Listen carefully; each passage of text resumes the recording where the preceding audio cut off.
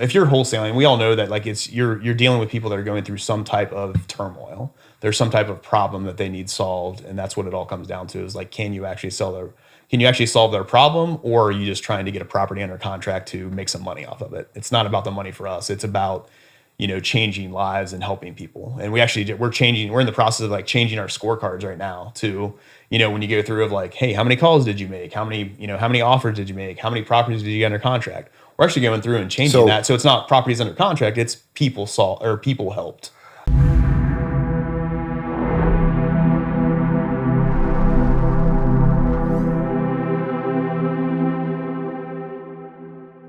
What's happening, good people? Welcome to another episode of First Generation Wealth Builders. Today, I got my guy, Brian Snider, in the building. Welcome. Yeah, thanks for having me, man. This is exciting. So you just did my podcast last week. Okay. Great episode. So I'm excited to be here with you today, man. Gotcha. I hope I was able to provide you people with some value. 100%. So Good stuff. I got some stuff out of it, so I'm sure they did as well. Gotcha, man. Let's go straight to it. Who is Brian Snider, for those who don't know? Yeah, man. I'm a person that I love to help other people. That's my number one. That's my mission. That's my purpose, is just helping other people. And really, this stage of my life, I just want to help everybody just kind of level up. So no matter when I meet them, whatever level they're at, I just want to do my best to feed into them in any way, help them in any way, just give them any insights, or whether it's psychological or personal, or actually physically helping them in some way. Like I just want to help level them up and just help them do better. So I operate a business here in Indianapolis, real estate investing business called Simple Wholesaling. Basically what we do is we buy and sell about 300 houses a year all around Indianapolis, about 40 minutes within the loop. Been doing that for about the last 5 years. So we've come in right about 300, and that's where we are. But so we do that aggressive. So we've been doing that every year. And then really right now it's just all about like kind of growing our team a little bit and getting basically just more efficient on what we're doing. So we're going to do 300 houses. We know that, but can we get better deals? Can we, basically make a better situation for our sellers, for our buyers, for our lenders, for the title companies and all that stuff. So yeah. And then I've also started doing some coaching and consulting with Sharper Business Solutions. It's a group out of Northwest Indiana. They help real estate investors and just business owners all around the nation. So I've started doing that over the last few months, and that's been incredible. Can you give me a little bit of the details on that?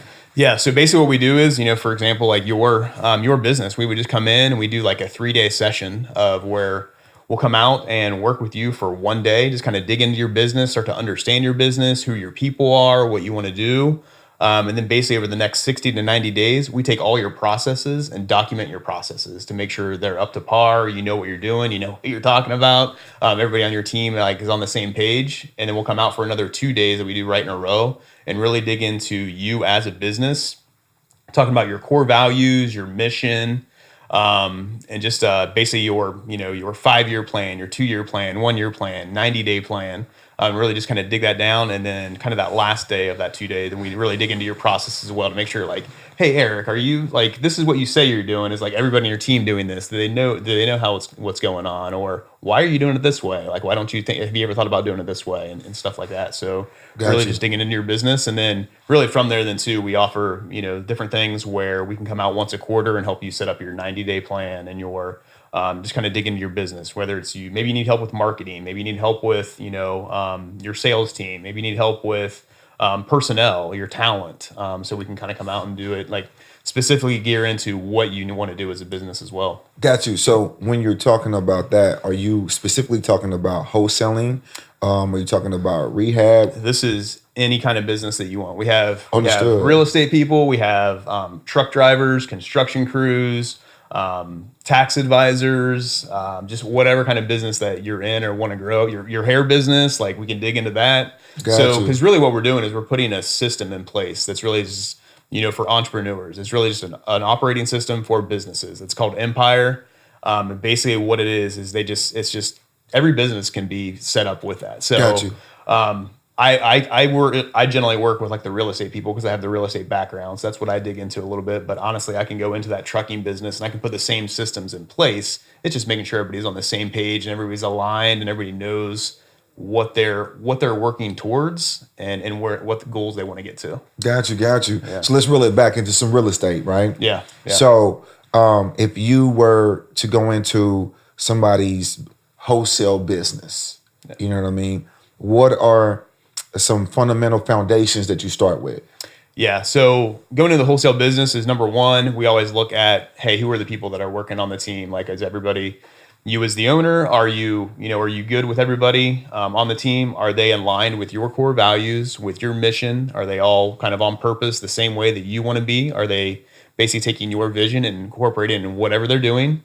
Then, of course, you want to look into the marketing. Everybody knows that a wholesaling business is essentially a marketing business. That's what you really need to be doing. So then it's digging into, okay, what are you doing? Are you doing outbound marketing? Are you doing inbound marketing? How are they doing? How much does it cost you to get a contract? How much does it cost you to get a lead? Like all those things. Digging into that. And then the third step is really just the processes. Is everybody basically becoming as much efficient as you can through all those things. So if you got the right people, you got the right marketing in place, and then you have the right processes to basically make sure everything is running as efficiently as possible, you should be good to go from there. Got you. So I've heard you mention this a couple times. Yeah. What's your mission? Yeah. I think that, a lot of individuals starting businesses start businesses because of the financial opportunity. Yeah. How do you go into a business and kind of like coach them in building a mission statement and or a vision statement? Yeah, I mean that's one thing that's kind of tough is a lot of you've worked with a lot of entrepreneurs and stuff like that, and all of a sudden you get into it because you saw a YouTube video and like, oh, wholesaling is a good way to make money and it looks easy and all those things. All of a sudden you start doing it and you do it well, and then all of a sudden you have 2 people on your team and 3 people and all of a sudden you have a team of like 5 people, 6 people. And you're just running around like a chicken with your head cut off because you were just that one man show getting into it. But realistically, what it comes back to is, coming back to that whole mission and being having the same purpose and everything like that. Is I truly think that any business owner, they need to have a mission behind what they're doing. It might always start out being about the money and kind of a good way to make some money or get out of your 9-to-5 job or whatever it is. But you're going to have something that you're working towards that is bigger. So whether that is, helping orphanages over in Africa or whatever it may be, maybe it's just like, hey, I just want to make sure that I have enough passive income for my family because I never had that, growing up, or I never knew anything about like financial responsibility, or there needs to be some kind of a purpose that you're fighting or that you're working towards.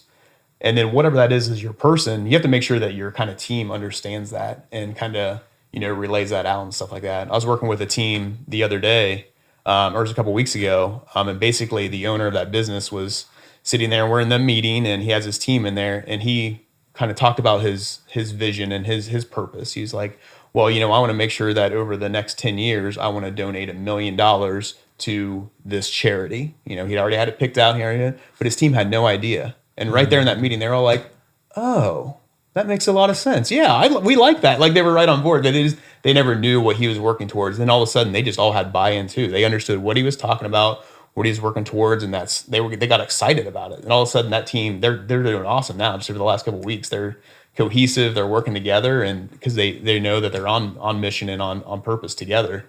But coming back to that of just like, hey, how do you? I've kind of been bad in that area of like knowing what my purpose is and knowing what my mission is in general. I've always been that person, whether it was growing up or even, through my business and stuff like that. I've always been an amazing number 2. Like if that owner of the company or whatever, for example, our Simple Wholesaling is a perfect example. So Brett Snodgrass is the owner of the company. I came on team with him 4 years ago. I was really good at taking his mission and accomplishing it. Like his goal was to basically have a self-sustaining business within 10 years. That was his goal. Well, we did it in like 3. And I took his vision, I took his purpose, and I was able to accomplish that. So but coming up with my own is always tough. And working up with these business owners is kind of that same thing of just figuring out what do they really want to do, and how do you get there. And really what it comes down to is just sitting down and having some of those tough conversations, like what motivates you, what gives you energy, what can you focus on, what do you get excited about, those types of things, and having those questions. And like, for example, with me, like my purpose, I don't have that big purpose. I work with some teams. They're like, yeah, I want to give $1 million to this charity, or I want to do this, or I want to do that. And mine's been kind of broad, but I've realized it really is just about helping people. So every what is your mission? It really is just like whoever I come across, I just want to do whatever I can to help level them up. Got you. That's Hey, what it is. And it's not quantitative, but It's I know maybe okay. I'll get there. But yeah. Jackson, we got a seat for him out there. You know what I mean? We could use him right now. We got a seat for you out there. So what triggered your interest in real estate? Honestly, it was a job for me. So that's how it started off. And I will 100% say, like, I'm not really that excited about real estate. It's a great vehicle for what I want to do and to accomplish my goals. But so I was a teacher for 14 years. I taught middle school math, absolutely loved it. Like, it was great. Like, I was good at it, like really enjoyed it. I was taking my classes, my master's classes to become a principal.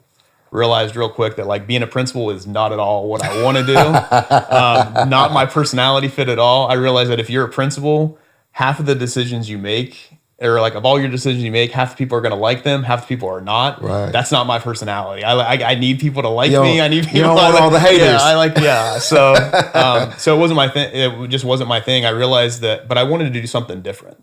I was teaching for 14 years. I kind of met all my goals being a teacher. I just wanted to do something different.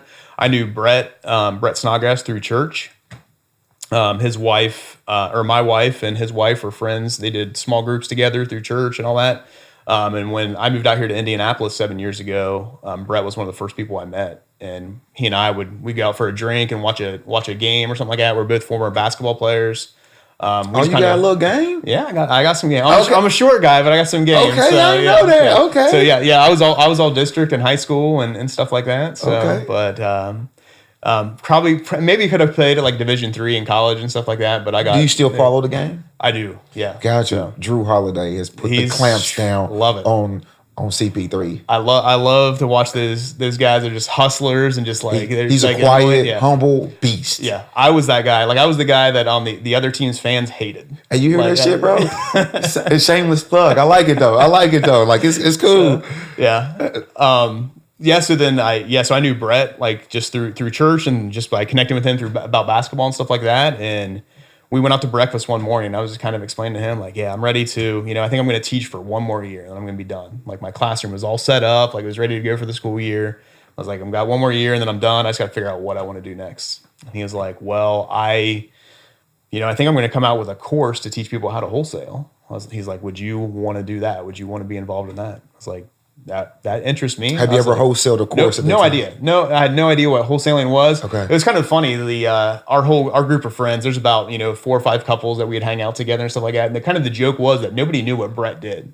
Okay. Everybody knew that he was in real estate in some way. We thought he flipped houses and he was like into like the HGTV people and stuff like that. But nobody really knew what he did. But I was just kind of like, oh, I think I could do that. And I was like, can I do it part-time? I think I'm going to teach for one more year and be part-time. And because he explained to me what I needed to do. I was like, I'm pretty sure I can do that, and I might, half-time and things. But he was like, no, I want somebody to be on the team full-time and stuff. So I actually just quit my teaching job right then and there. And How long ago was that? That was 4 years ago. 4 years ago in August. So Got you. So yeah. Okay. So no idea how to wholesale a house, no idea about real estate in general or anything like that. So let's do some numbers real quick. Yeah. So about how many deals do you estimate that you've done in that 3.5 year period?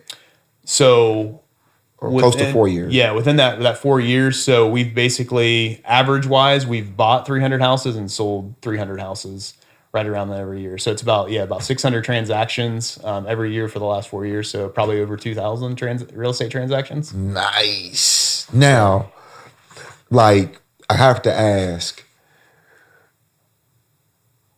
a lot of people think that the wholesale market is oversaturated. Yeah. What are you doing differently to be able to acquire that aggressively?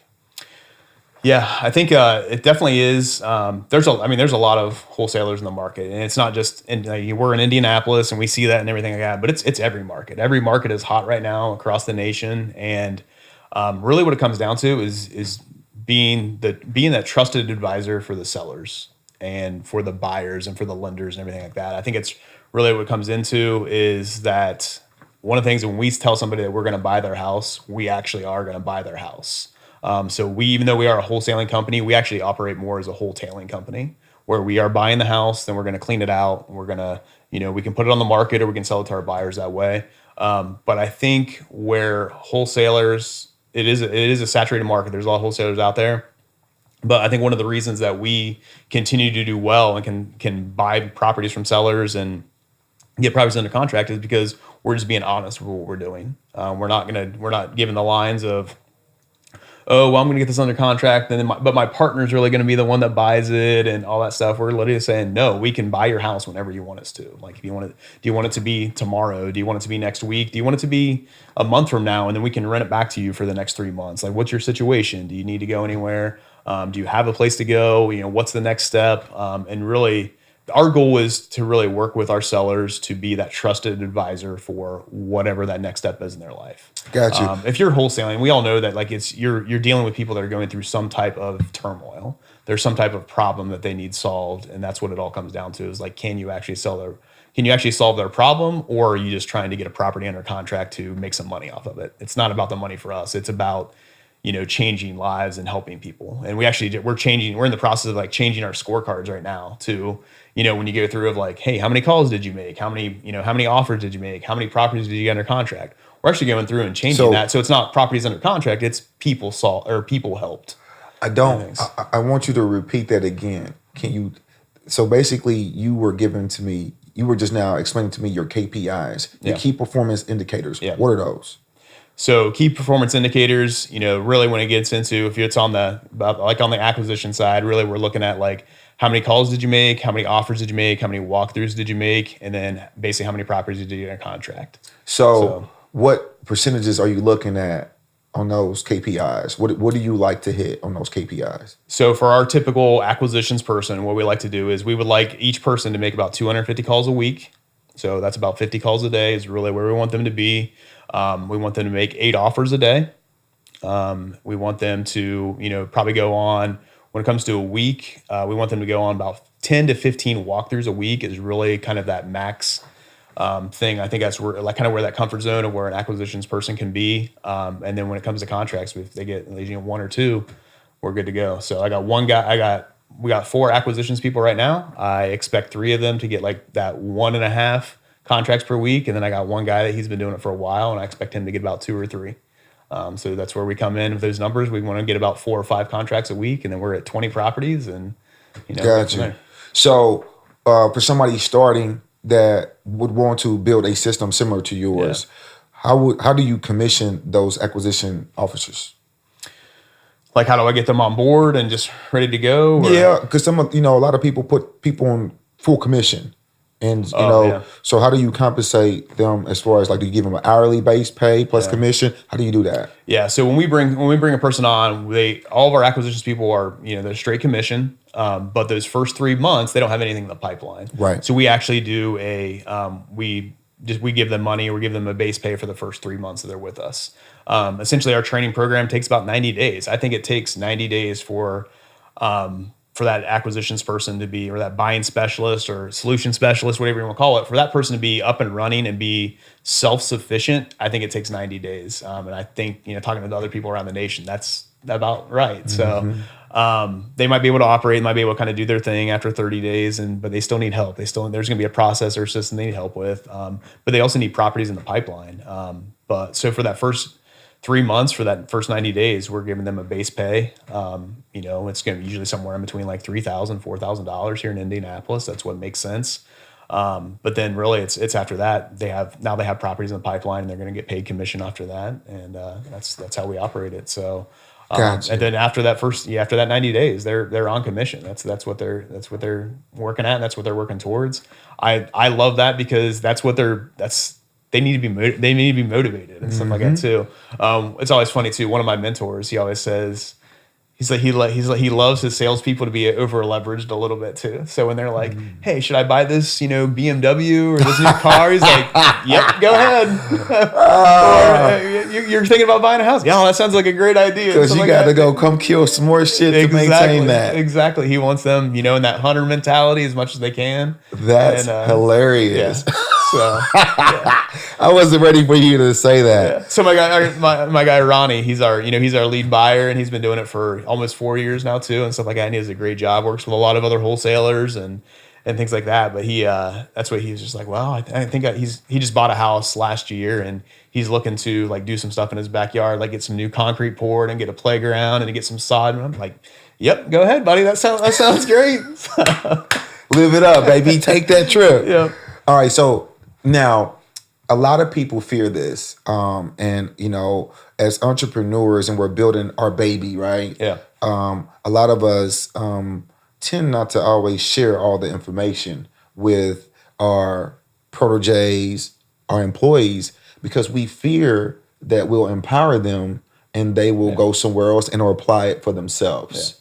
How do you retain those acquisition specialists, especially those that are very good? Yeah.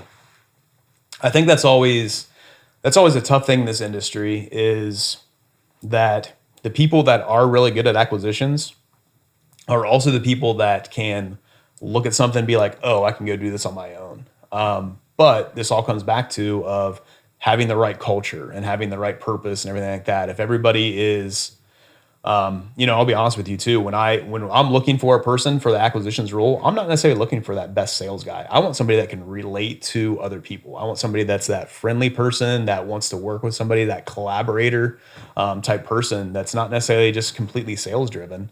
Number one, because somebody like yourself. What's that? You're looking for somebody like yourself. A little bit, yeah. Okay. I'm not. I don't consider myself a salesperson. But I'm really good at sales because I'll sit down and have a conversation and figure out what really needs to happen or what the person really wants. Now, I'm not a great driver. I'm not that person that's going to be like, call every other day and be like, hey, how's it going? Or you think about something like that's not me. But I don't really want my team to be that way anyway. So it's really just calling and checking up and be like, hey, I know I talked to you last week. You were talking about going to your son's soccer game. Like, how'd that go? And then I'll get into a little bit of, some of the sales stuff. But what it comes down to really is keeping those people on team and keeping them on, wanting them to still have that buy-in from them each and every day.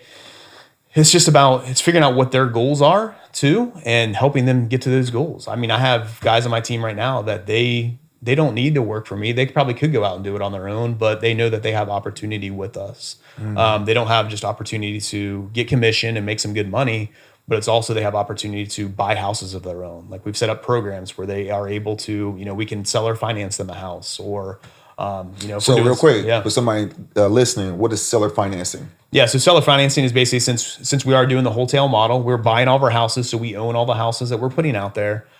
We have that option where we can basically sell that to, if I wanted to seller finance a house to you, that I'm just looking for a certain percentage of money down, and maybe it's like 20% down on the property, and then we figure out how long you want to pay on it, and we'll give you an interest rate and basically just put it out there for that. So it makes it a lot easier. You're not coming out of your pocket with, 100% cash to be able to buy a house with us or anything, or have to worry about financing and appraisals and stuff like that through a bank with conventional financing. Like we'll just sell, we'll sell our finances to you, talking about the terms, and our terms are a little bit more favorable for our employees than they are for some of our buyers. They're a little bit better. No, we're not looking for as much down or anything like that. So it's setting them up to be successful, but also, just allowing them to gain the portfolio too. Like they're involved. How long is the term? It all depends. So it all kind of depends on what you're putting down, how much you want your monthly payments to be, what your interest rate is. So we kind of work it backwards where, if you go into a bank or something like that, they'll say, hey, do you want a 15-year term or 20 or 30 or whatever? We're usually like, hey, how much can you put down? Okay, with that much you're putting down, this is about what your interest rate would be. And then we basically say, how much do you want your monthly payments to be? And then from there, we just work it backwards and be like, oh, okay, it ends up being 12 years or 8 years or whatever it may be. So if I understand you correctly, basically you created an opportunity for your acquisition officers to actually obtain real estate as well through your company without it even being on their credit. Correct. Yeah. And they also have the opportunity to go ahead and, refinance it later with a bank. And they'll have more favorable terms when it comes to interest rate if they refinance it a little bit later or go ahead and, burr it out too and that type of thing. But it's just setting them up right now for what they want and what they want to be able to do down the road. Got you, got you. That's a great incentive right there. Yeah. I like that. I like that. You're giving me some juice today, bro. Yeah, no problem. Yeah. Now, I do want to say that too, but you mentioned something about, how do there's some people that want to hang on to all their secrets and hang on. Like, I don't feel the need to do that. We as a team don't feel the need to do that. We'll share whatever we want with everybody on our team. We want them to know how things operate and how things work. So we'll go ahead and share that with them. But we also do that with other wholesalers as well. Like, I feel like there's plenty of properties here in Indianapolis, or plenty of properties across the nation that we just want to help people out. I know we've been more than blessed with what we've been able to do in this industry, so we want to give back as much as we can and help people out and help them understand whatever they can do. So it's not in our interest to hold stuff back. When we actually started sharing with other people and helping other wholesalers out, we essentially doubled our business, because now we had a lot of people that were bringing us properties, or wholesalers, especially when they're starting off, they don't have a big buyers list. There's going to be how every situation's different, and they're going to come across a tenant situation they can't handle, or a property they can't sell, or they lose a buyer at the last minute. Like, what do you do then? Like, those are the people that we want to work with, and those are the wholesalers we love, like, helping out a little bit. Number one, because we can get a property out of it, but also we can teach, we can help, and that's what we want to do. got you. So you did state a good point. A lot of new investors don't have a big buyers list. You came in and got to it quick. Obviously, Brett probably has some relationships. Yeah. But what have you done to expand your buyers list? Yeah, so and networking as much as possible. So I love going to different events, whether it's SciRIA or NRIA or any of the RIAs around here in town, but then also networking online, being able to get in the Facebook groups and talk to people. One of the things we also did is we started a podcast. The podcast you were on last week, the Indie Investor Pod.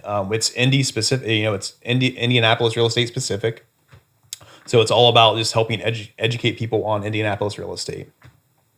We don't have a goal of it, of like, we're not trying to make money off of it or anything like that. I think we have some opportunities here later on where people are actually asking us to like advertise on there and things, which is pretty cool. But we've ended up just having a big base of people that listen to that, and through that we've built our buyers list as well, which is awesome. That was a great side effect. That was never the purpose of it. Our purpose was really just to be able to help educate people. Like, we got kind of tired of seeing things on Facebook of like, oh, I got this deal from this wholesaler and they promised me this, and like, don't listen to wholesaler. Don't even listen to me. Like, do your own due diligence, like run your own comps. Use us as a resource, but and just things like that. But even helping educate people on different neighborhoods of what can happen here and what can happen there. Gotcha. But through that we've done a great job of building our buyers list, and we've been doing it for a while too. We really are at an advantage of where people kind of know our name a little bit. Where honestly we have about 20 to 30 buyers sign up for our buyers list just organically throughout the week, whether they listen to us on the podcast, whether they see us on Facebook or anything like that. Honestly, for us, it's more about whittling our buyers list down. Like, where people always want to have this huge buyers list and be able to do that. Like, we're really like, hey, how can we eliminate people from our buyers list? Because we want to just work with the people that are buying properties in the moment, right then and there, that are trusted buyers is really what we're looking at and stuff. So yeah. Got you. So tell me about your personal relationship with real estate, though. Yeah, my personal relationship with real estate is honestly, so it's buying and selling as many houses as we can, like through the business. But then on the opposite side is starting off like right away is like, oh man, I want to have rentals, and got into and wanted to get into that, and I got really excited about that and realized like I don't like property management at all. I don't even like working with a property manager, just because it comes back to that people liking me. Like, if you have I just feel like people always have like a struggle against their property managers, and they're being a tenant. There's always some friction there, and it's just, that's not for me and stuff. So one of the things that really attracted to me is basically doing the seller financing stuff. So there's a lot of people. So my wife is originally from Portugal. Her family moved to Indianapolis, or they moved to Massachusetts first, and they moved to Indianapolis. But one of the things that really stood out to me one day is we were just having a conversation, and my wife is now in the business. She's my director of operations. But before that, she was just kind of understanding what we were doing and how we were doing it and stuff. And but she was sharing with me just a story of like when they moved to the United States, of just how they couldn't get a traditional mortgage, just because of they came over and they had their green cards and everything like that, and she became a citizen and all that stuff. But her dad working. It was just like one of those things of like the way he was, the way he was getting paid or the way that it was kind of operating and the language barrier and all that stuff. They had trouble getting a traditional mortgage. So they just rented all the time. And she really just said, man, what you guys are doing for a lot of these, some of our people that are seller financing off of us are the Latino market or, people that maybe don't have, or just entrepreneurs in general too, that don't have that W-2 job or anything. So there's a lot of people out there that they can't get a traditional mortgage, but being able to give them the opportunity to still buy a house and be able to fix up that house and stuff like that, that really resonated with me and got me really excited and stuff like that. So the seller financing thing is one of the things I love. But through that as well, I learned about just just basically being a note investor or just basically just a private money investor. And What's that a way I note can investor? So a note investor is basically where where you can basically you're not really own the property, you just own basically the seller financing note on it or the note and mortgage on it. So basically you just own the paper that the person is paying on for that property and stuff like that. Gotcha. Or just being a private money investor where, let's say, Eric, you want to buy a house and you need this much money, and basically like, hey, I'll lend it to you. Here's my terms, here's that thing like that, and that way I can just be as passive as possible. That's one of the things that really resonates with me, and I really enjoy. I like to be as passive as I can. How much? With the money and stuff. What percent do you look for on your ROI? Realistically, if I can get 10 to 15%, I'm pretty good with that. I feel like that's a pretty good return. That's better than I'm going to get in the stock market or anything like that. But it's still where I can still, everybody that I'm lending to they can be successful with that as well. So it's not too outrageous or too crazy. They can still be successful with it, and it makes sense for them. So that's where I'm pretty happy with, and I'm still learning it, still getting into it, but that's where I'm like, get that return at the end. I'm like, okay, this feels pretty good. I can continue to do this. Gotcha. I gotta ask, what was, in your opinion, the number one thing that you guys did to allow you guys to scale quicker? Yeah. So number one, having the right people on the team, I think is the biggest thing. And then also too, just having the processes down and people knowing what to do and when to do it. So really your process, your procedure, and then the policy behind that. So your process is going to be what you're doing. The procedure is going to be how you're doing it. And then the policy is going to be like kind of when and who is doing it, that kind of thing. So when we are able to bring somebody new in, we have all that stuff in place. The onboarding is easy. The training's easy. And we make a ton of mistakes through it still, but at least it's easier through all that stuff. So kind of the perfect example with kind of scaling is, so I've hired 3 people this year. I didn't need to hire any of them. But I knew before that, I was kind of in my head, I'm always looking for talent. I'm always looking for that next person that kind of, finding people that I want to work with and bring them on my team. As I'm looking for those people and looking for talent, I'm also always thinking about what other opportunities can we have on our team? What other positions could I hire for if I found the right person, or if I found somebody I liked, or that I come across that like perfect person for this position or whatever like that. So throughout this year, we scaled this year. We built our team this year by 3 people, basically because we found the right people. We found the people that we wanted to work with, that we fit right into our culture. But then also too, we knew what positions we could hire for if we found those right people. So that allowed us to scale this year. So to make sure I understand though, did you create the position in your mind first, or did you run into a great individual first? I created the position in my mind first. Okay. And then I found the person. I'm like, okay, we could bring somebody on here. Gotcha. This would be the perfect person for that role and stuff. So okay. And then also one of the things that really helped us scale this year is, so last June I took over for Brett as CEO. So Brett stepped out of the business. He's just, he really just sits in that owner seat, and he's kind of like my one person board of advisors. Maybe works within the business. We works with our private money lenders and things like that. Maybe works in the business, 4 to 5 hours a month, maybe, is what he does. And then I took over CEO, and I really worked in the business for a year. I really focused on that, and that's all I want to do. Then all of a sudden, some other opportunities came up for me, where I can do some coaching, I can do some consulting and things like that, which attracted me. But before I could do that, I had to make sure I had people underneath me that could run the day-to-day business, that I can pop down here to 9:00 on a Tuesday and hang out with Eric, because I don't have to worry about, who's answering the calls, or does this deal get analyzed, or is this closing going to happen? Because underneath me, I basically have a director of sales and I have a director of operations. So Randy, director of sales, he handles all the offensive side of the business. Anna, my director of operations, handles the defensive side of the business, and basically I work with those two and can kind of relay any messages I need to those two, and then they take it and run with it. Gotcha. You just can't leave basketball alone, right? No. So yeah, that's what, I'm a sports guy through and through. So that's how I relate everything. So. Got you. So as a CEO, what are your goals for this year? Yeah, for this year, obviously I'm going to try to do, 300 houses again this year. But really within that is become more efficient on those deals. So essentially in the past is, of those 300 deals we did, our average profit was right around like $8,000 here in the, Indianapolis and things. Our goal was for that to be over 10,000 this year. That's where we want to come in. Right now we're sitting right at $11,000 on every deal that we do. What did you do to, what did you tweak to increase that margin? So number one, analyzation, just making sure we're being more, we're analyzing deals a little bit better, and hit that. And then I'll be completely honest with you, just the market is our best friend right now. Yeah. I think it's always tough as a real estate investor right now, or just somebody that's in real estate, of knowing whether or not you are good right now, or is the market good right now. It's both. Hopefully it is both. But I'm always saying that to our team. That's my number one thing right now is, guys, we have so this was my conversation with Brett last week. He gave me a call. He's like, man, you guys had an amazing second quarter. Like, it's great. You guys like blew our numbers out of the water. You're like right on track. He's like, are you guys just like partying and stuff? You guys having a good time, like celebrating this? And I'm like, Brett, all I see are our mistakes. I see our flaws. I see our mistakes. Like, I want to dig into that. But it's one of those things, and that's what I tell my team is like, hey, we need to make sure we're getting good now, because this market's going to correct. It's going to change. Mm-hmm. That's what it does. And that doesn't mean that we're going to have a fallout next year or anything like that, but it's going to change. Something's going to happen here.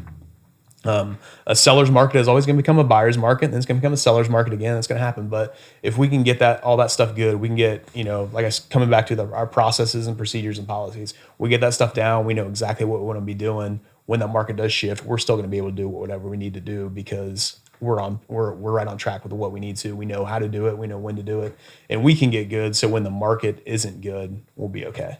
Got you. So now you chimed into a great topic. Everybody says, man, I'm going to wait to buy real estate because the market is going to crash. What's your response to that? Yeah, you're going to be waiting a long time.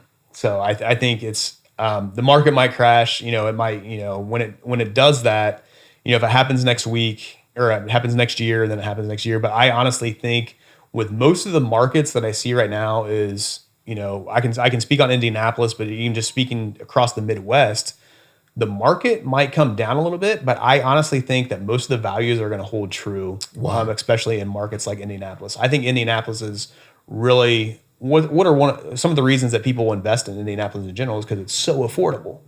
It's so crazy affordable compared to a lot of other markets. You can take a property out in California, sell it, and do a 1031 exchange, and buy 4 properties here in Indianapolis of where you were in California and stuff. And I'm not saying that Indianapolis is going to catch up to like the California market or anything like that, but it's still going to be affordable. And maybe there's it seems like property values are higher than they ever have been, but I think they're just going to hold where they are right now, because I feel like we've kind of caught up to where kind of the rest of the nation really sits and where the rest of the nation lies.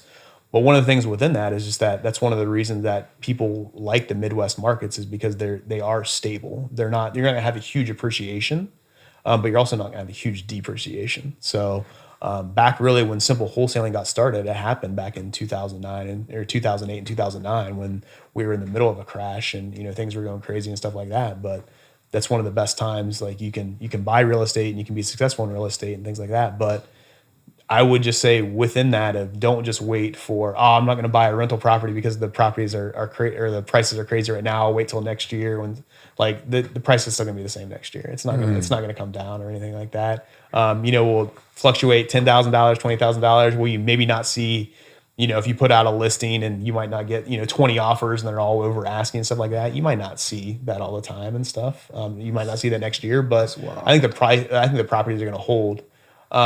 One of the things I am seeing right now, it's kind of crazy, is you always see these, you see all the posts and everything, all the realtors basically just putting stuff out there like, 2 days on the market, over asking offer and stuff like that. Like, that's awesome, but does it actually close? Because what I'm seeing right now is everybody is so anxious to get a property. They're throwing out these offers, they're throwing out these conditions and all this stuff like that. But then some of them are not getting to the closing table. Some of them are, the inspections falling out, the appraisals falling out, or people they can't appraise for what the offers are out there. Somebody might have to bring an extra, 30, 40 grand to the table. So that's that's kind of, if you are somebody that's out there looking for properties right now, or you're waiting for a crash, or you're waiting for, everything to not be so hot, that's what I would look at on the market right now is like, what are the properties that have been on the market and then contract has fallen out? That's really where I think some of the opportunity is for people to kind of capitalize on some of the properties that they might not, if they don't want to get into a rat race right away or anything. Gotcha. No, that makes sense. I agree with you. Yeah.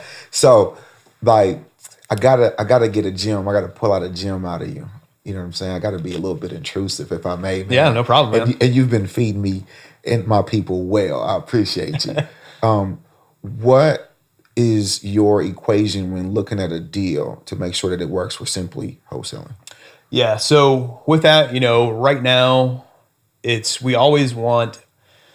So I say with the way that the market is right now, if we were looking at last year at this time, your typical investor buyer wants to buy something around 70%. I do think that's up a little bit. I think it's around like 75, 78, even up into 80% right now, with where you can buy a property kind of in the Midwest and still be successful with it. So knowing that realistically what we want to do is we want to buy properties at right around that 60 to 70% and then be able to sell them to our investors at 70 to 80%. That's what sets us up. We're not a team that's looking to make 20 grand off of every deal or 30 grand off of every deal. We come across deals like that we do make some pretty decent money on, but realistically, as long as we can make 10 grand on a deal, that's what we're looking to do. So, if that person, that property is worth $100,000, we want to pick it up somewhere around maybe like $65,000 and then basically sell it for maybe around $75,000. That's our typical deal of what we do each and every day. And that allows the seller to get what they need, allows us to get what we need, allows the buyer to get what they need. And then any of our private money lenders, or title companies or anybody that we're working with, it makes it easy for them as well. Gotcha. If you could leave us with one tip before we get out of here, what tip would you give to somebody starting in real estate today? Yeah, I think the biggest thing is just educate yourself on what you can do. It's always, and you can do that in a couple different ways. Number one, make connections with anybody that is doing whatever, anybody that's doing whatever you want to be doing. Make connections with them. Try to have a conversation with them. Try to work with them in any way. Do any of that stuff. Just kind of figure out what they're doing and how they do it to equate it to you. Don't be that guy that just goes up and like, hey, Eric, can you teach me how to do this? Or don't be that guy, but come up there, Eric, do you need help with anything? Like, can I shadow you for a day? Can I help you with anything? Is there, I'll work for free. Do you need some more properties? Can I, go drive for dollars for you? And you can teach me the process if I find you some deals. Doing that kind of stuff is working with people that are doing what you want to be doing is one way to educate yourself. The other way is just, honestly, just read as much as you can. You can also, watch things and listen to things, whether it's podcasts or YouTube videos. Those are great as well. But honestly, I think just digging into books and reading like as much as you can on the topics and realizing what the people saying comes back to the same thing. Who is doing what you want to be doing? Well, I'm going to learn from them and educate myself with them.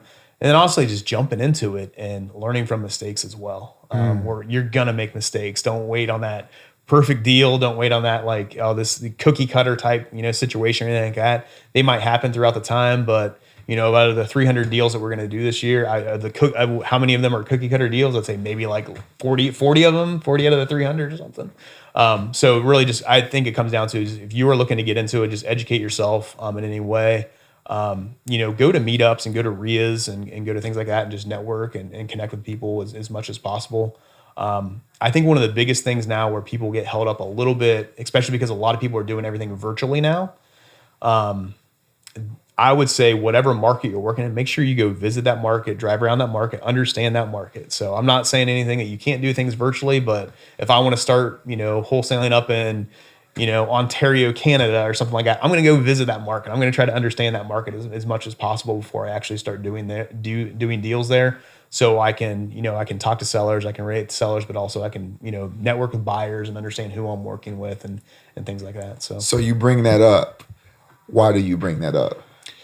I think that, here's where I'm biased a little bit. I come from like our fallout when people ask us what our conversion rate is of properties we got under contract, we're at like 98%.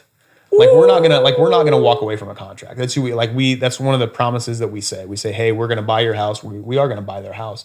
Unless something absolutely crazy comes out of it, or like that person just straight up lies to us. And we had a situation where somebody straight up lied to us about a sewer situation, a couple weeks ago. Like you lied to us, here's what you said, here's the situation. Like we can't buy your house for this price. Like it's not we we said we were going to buy it as is, but what you said is not as is. Right. So that was a random situation that happened with us. But if we say we're going to buy your house, we're going to do it. So our conversion rate, like I said, is like 99%, like 100, right there around there. So that's important to me. That's one of our core values, is make sure that we're going to come through. We're going to do the right thing. If we say we're going to buy your house, we're not going to renegotiate. We're not going to do that. So one of the things I see right now, and there's nothing really against it, is the people that are getting properties under contract and they're renegotiating, doing things like that. That's okay. Like that's one thing. But what I get frustrated with are the people that I was on a group call the other day, and they were talking about conversion rates and stuff, because we all know how important that is to our business. And this one guy was just like, oh, my conversion rate, like if I get 10 properties under contract, I get excited if I close on one of them. I'm like, that's just terrible. Like that makes me cringe, because those are people that you are making a promise to. You are entering into a contract with them, and then you are not performing on that. I don't agree with that. We've all seen that situation with a wholesaler that maybe is not as integral as a lot of people out there, where that seller is the day before closing, they got the U-Haul in their driveway, they're all packed up, they're ready to go, and then they get that call from the wholesaler, oh, like I can't buy your property because of this, and this. Like I see that happens, and that's terrible, and that just doesn't work. So I think when it comes down to, if you are doing things virtually, is to understand what's going on, of your conversion rate needs to be as high as possible, and you need to take that into consideration. Your reputation is everything within this business. But I also know, coming back to that conversation of, we're good right now and the market is good. Well, what happens when the market is not as good? Like I know we're still going to be around and still doing business. A lot of those people are not. So. Got you, man. I want to thank you for your time. You just dropped a bunch of jewels for us. Yeah, no problem, man. Thank you. Thanks for having me. Thank you. So man, like what's in the future in the next 5 years to conclude for Simple Wholesale? What do you see different? I know you're not going to buy a hold, but what do you see different for your company? Realistically, for us, is what we want to do is we do want to do our best to become like a national brand. Not necessarily wholesaling across the nation, but being able to be available for wholesaler education, doing things the right way. We got some courses coming out. We got a dispositions course coming out, and we got some lead management courses and things like that. That's what we want to do on the education side. As a teacher, I love that education side. So we do want to do that. But realistically, as far as wholesaling deals and doing deals, is we don't want to get into, we don't want to go down to, Lexington, Kentucky or Columbus, Ohio. We want to focus on Indiana and just do what we can here. So, we're doing our deals here in Indianapolis, but then we're going to start doing some deals in, Terre Haute, Fort Wayne, Columbus and Bloomington and stuff like that. So really just kind of doing some different markets here in Indianapolis, some of the secondary and tertiary markets here in Indiana, and kind of focus on that a little bit. And that's kind of what we want to be doing. And cool. Where could the people get a hold of you at? Yeah, so the easiest thing is just you can reach out to me at Brian@simplewholesaling.com, or just connect with me on Facebook at Brian Snider. You can get me on there. You can connect with me on IG. I'm not a huge. I need to be better at Instagram. I'm known as the Indie Snider on there. Is my handle on there. But you can connect with me any of those ways. Would be great. Got you, man. Thank you again. I want to thank you for listening to another episode of First Generation Wealth Builders. Don't forget to tell a friend to tell a friend to tell a friend to tell a friend to come check it out, man. This was a great interview, man. Great information. And this is a great place where we can meet dope people and the relationships that they have with real estate, man. I'll see you on the other side.